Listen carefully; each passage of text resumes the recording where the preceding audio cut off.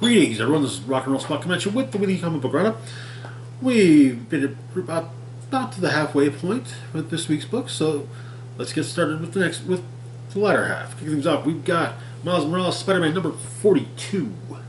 This is writer's Solid and Ahmed's final issue. I think, yeah, this will be actually the last issue of Miles Morales for until December. But anyway, so it's a retrospective type of thing. Um, Miles is reflecting on the last few months, his journey through the multiverse, saving his Uncle Aaron, but a psychic calls to him and offers to give him a reading. And kind of sees what each card means to him. Strength being, his family. The Tower being school. The Hangman, Uncle Aaron. Magician. The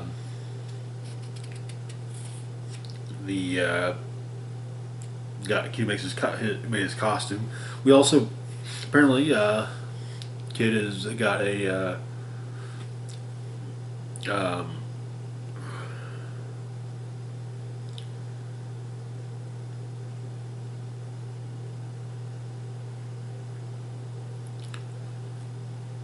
kid met Jenny Van Dyne and got what's called a genius for the designs.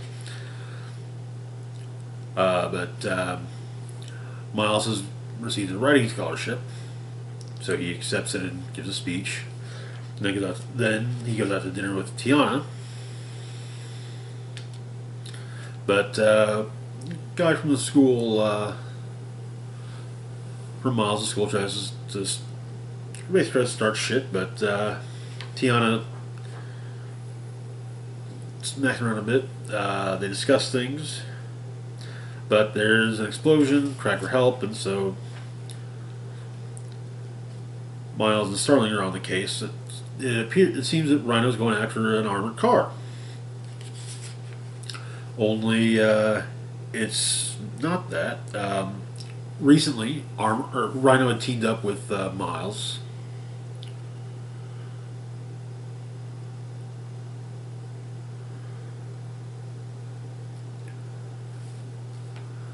Deal with a psychic by the name of Snatcher who was snatching kids. Well, used up to his old tricks. So, and the armored car was full of some of the kids that he had snatched. So Rhino, Spider-Man, and Starling go after Snatcher, but Snatcher is able to briefly stop, to psychically stop the three of them. But Miles works through it and breaks Snatcher's hold. Smacks him around, and then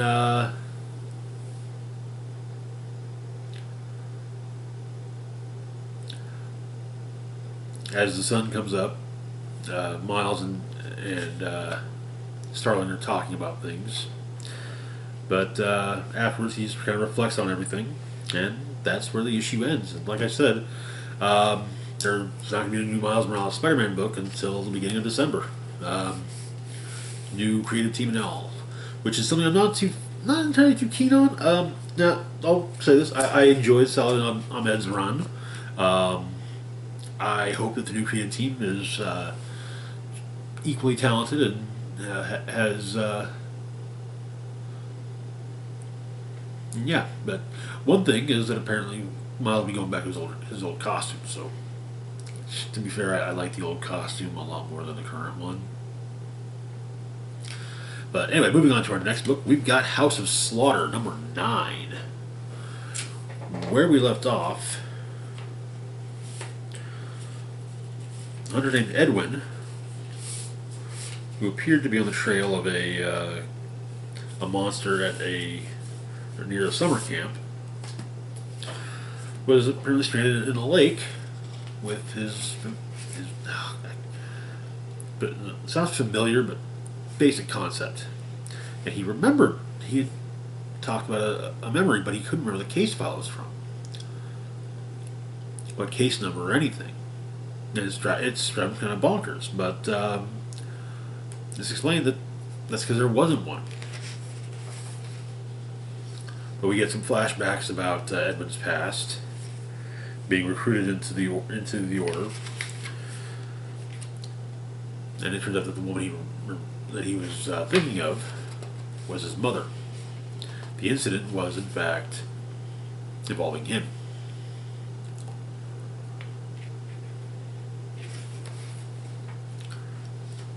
And the monster that did it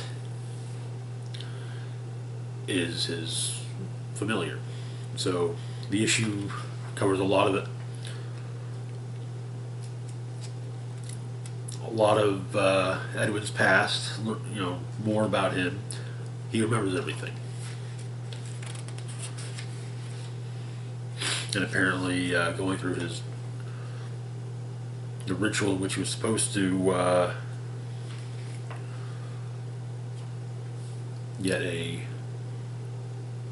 have his familiar. Well, the monster at the end of the day, let's make a deal. I get to, you remember everything perfectly, so I get to, I get some of those recollections. You get your familiar. But Melcher also explains his reasoning for killing Edmund's mother. But Edmund comes. It seems that the ritual's gone south. But Edmund comes out in one piece, and more is revealed. And it seems that the monster that he's tracking down is, in fact,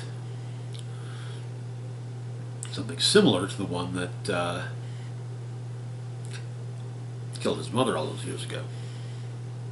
That is where the issue ends. So it's definitely getting interesting. What I like about House of Slaughter, especially, is the way that it grows the universe in a manner that's not just, hey, here's a new character, but while we don't get mentions of Erica, we see other characters who have been introduced throughout Something Is Killing the Children. So yeah. Anyway, moving on to our next book, we've got DC vs. Vampires, number 9. Where we left off, the remaining human resistance had split up into a handful of strike teams, each going on their own missions. Green Arrow heading to Smallville, where there's apparently a blood farm. But just where he's been hiding is found by Buona Beast, and I think that's supposed to be Blockbuster. But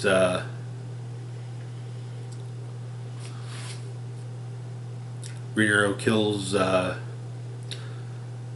guy in charge of the camp, and badly burns Buona Beast. With the intention of having Buona Beast send a message to Hawkman. But, yeah. Buona Beast said, oh yeah, well, no, I'm not going to tell him anything. He's going to find you and rip his throat out. So, Green Arrow deals with it himself. Steel, Black Manta, and Supergirl are on their way to Australia. But they're attacked by Atlantean vampires from the deep. Outside of Gotham, Black Canary, Batgirl, Frankenstein, and Harley Quinn arrive. But it seems all the ways that Harley knew of to get out of Gotham are now blocked off. Back in Smallville, one of the prisoners is giving grief to the guards. They say, "Hey, if you don't feed us, we're not going to be much use to you for our blood." But Green Arrow kills the guards. Turns out that the prisoner is none other than Cole Cash, Grifter.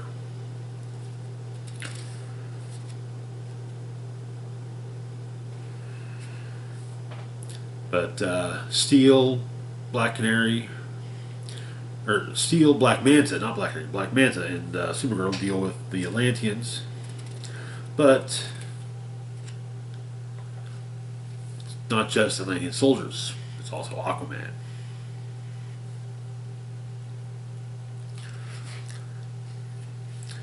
And Black Canary takes off his helmet, and reveals it's not the Black Manta we all know. It's Mira.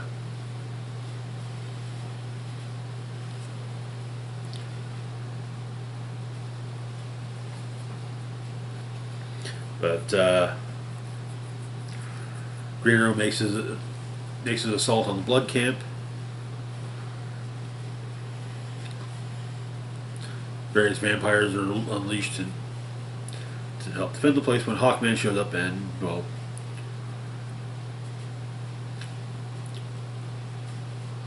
grabs Ollie and flies up into the sky. They at least have a bit of a chat.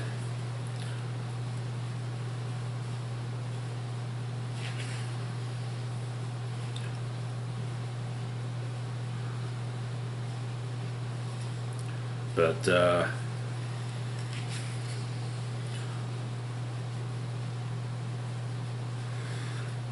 well, it does seem Aquaman is killed in the battle.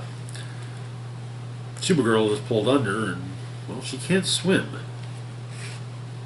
Back in Gotham, Babs, Dinah, and Harley are trying to decide what to do when they have a visitor, Damian Wayne.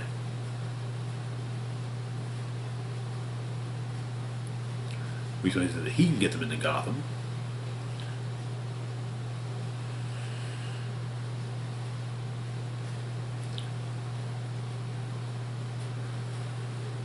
But he's their last best and only shot at stopping the vampires. That is where the issue ends. I'm really enjoying this book. It's fun. It's gruesome. Yeah.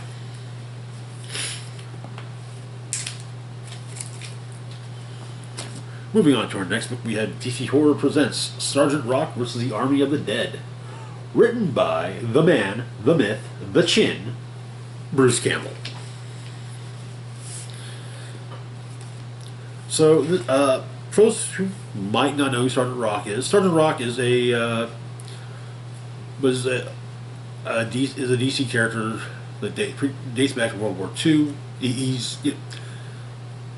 In many ways, it can be sometimes said, and it is sometimes said, he is sometimes compared to Sergeant Fury, the pre-Shield Nick Fury, Sergeant Fury. Basically, Sergeant Rock and Easy Company are generally seen as being analogous to Sergeant Fury and the Howling Commandos. But the basic idea is that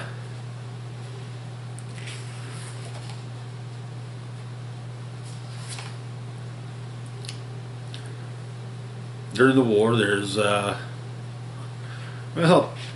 Nazis have a new weapon, an army of zombies. And Easy Company's been assigned to deal with this new weapon.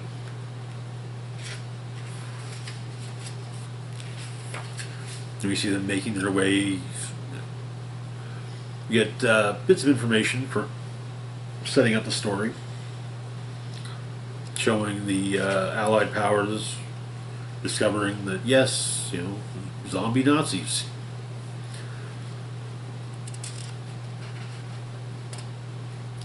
Also a bit of how the Nazis are doing it.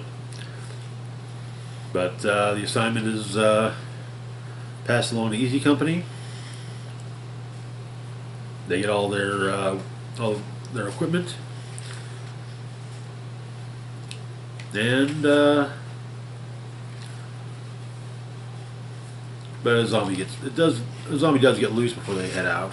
But they're able to put the zombie down before anything real bad happens.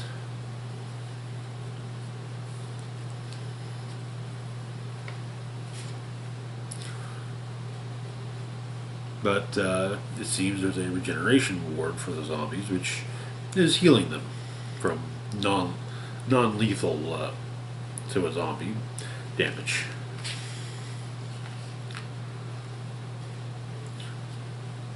And that is where the issue ends. So far, I'm digging this. Fun stuff. I like to imagine a movie version of this would likely star Bruce Campbell as Sergeant Rock, but you know. Anyway, moving on to our next book, we've got Human Target number 7. That's right, the Human Target returning. So where we left off, the Human Target was fairly certain that the person who inadvertently poisoned him was Fire, the best friend of Ice. Also, Ice and Human Target had kind of sort of, killed Guy Gardner. So, day 7, Human Target is has gone out for drinks with Fire, and but some masked criminals show up to rob the club they're at. Fire heats up the gun that one of them's got and sends them all packing. They go on a Ferris, but Fire wants to go on a Ferris wheel as well, and well, impersonating Lex Luthor, Human Target's able to arrange that. But they talk about, mostly Fire talks, asking just what it is that, eventually asking what it is that Human Target wants.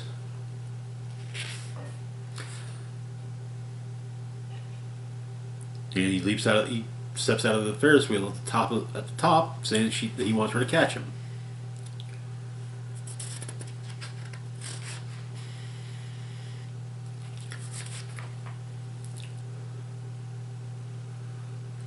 Which she does, but he explains more.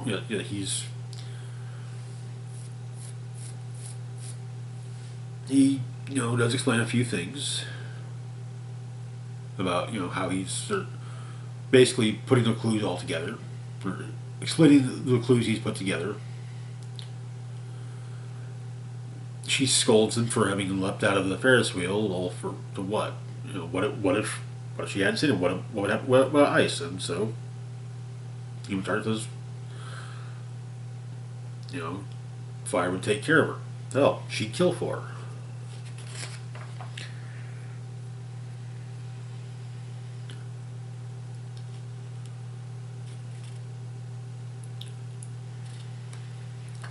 But the next morning, Human Target's at home.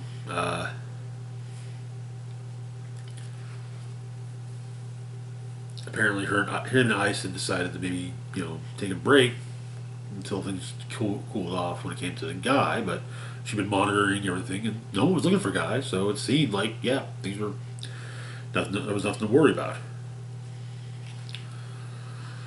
But it turns out that Fire wants to see both Ice and Human Target. So, apparently, though, and Fire states that Human Target passed her tests, and we get the whole. Apparently, most of what Human Target figured out was true. Fire got the money from Martian Manor. They were having fun, and he didn't like to say no. She said use the money to get the water from Booster, who also didn't like to say no. Then it turns out that she didn't poison anyone.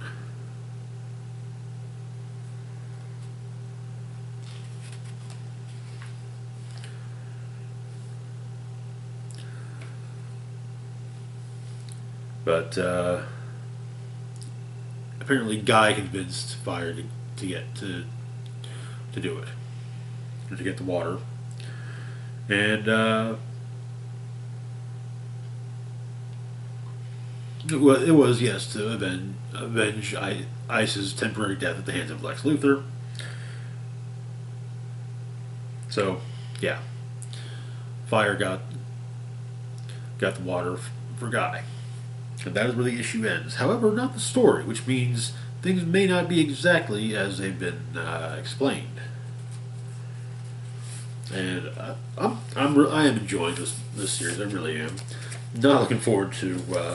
I mean, it's still a ways off. 5 more issues, but still. Not looking forward to the ending. Moving on to our last one for a moment, we've got Young Justice Targets number 3. Where we left off, Brian Markov and his Infinitors had saved Princess Perdita from Count Vertigo and his crew. But the Princess communicates this to Young Justice, but Beast Boy feels like something's off. She didn't ask about Ollie or Roquette or Dinah. Last Perdita saw, they were all in comas. Raptor Squad is getting one until they can.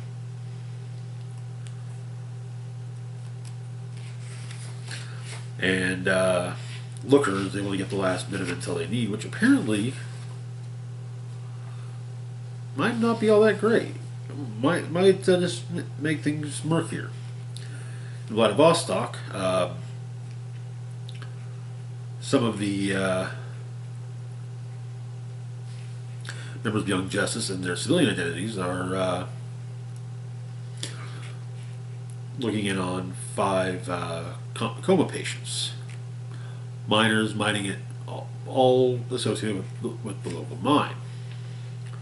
But Perdita is shown to a room at Brian Markov's castle with 2 of his Infinitors as there to guard the place. Looker informs Wonder Girl about what they found out. It seems that Count Vertigo had very little to do with this whole plot. Brian goes to check on Perdita, but she's gone. And Orphan, Misc, Nightwing, and Spoiler go to investigate the mine. And are attacked by armored robots, which Orphan is able to quickly suss out are robots, not people. But the tech is analyzed by Oracle and Tim Drake. It's all proprietary tech from Lex Luthor. And that is where the issue... Well, that's where the A story is. We still have a memory. Continuing the Green Arrow memory. He had just saved the newly crowned Queen of... Queen Perdita. Queen, not Princess. And it's just, him continuing to save her.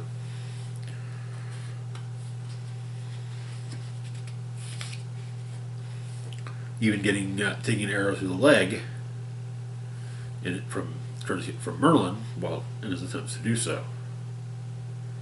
But Arrowette, in the present, Arrowette is watching over Ollie and is called away for a mission. And that is where the issue ends. This is getting fairly interesting. I do wish I was caught up on Young Justice, and to be fair, that's something I could easily do now, but I feel like there's a lot I'm missing just because I'm not caught up. Anyway, that is going to do it for now. As always, feel free to like, share, and subscribe. Links to my Facebook, Twitter, Patreon, and PayPal found in the description box down below. This is Rock and Roll Spock signing off saying, live long and rock hard.